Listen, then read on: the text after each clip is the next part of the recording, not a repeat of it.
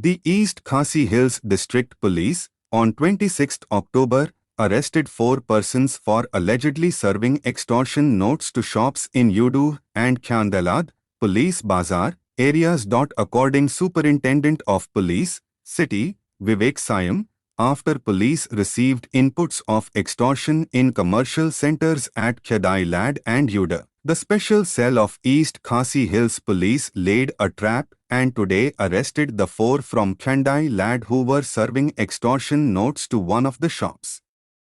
Syiem informed that in this regard a suo motu case has been registered at Sadar police station for extortion against the 4 arrested persons. The items also seized from their possession are 3 extortion letters of Khyndailad People Defence Alliance, HPDA, 3 extortion receipt books of Khyndailad People Defence Alliance, HPDA, 2 donation receipt slips of United Khasi Movement, UKM, 2 donation receipt slips of Federation of Khasi United People, FKUP, 2 donation receipt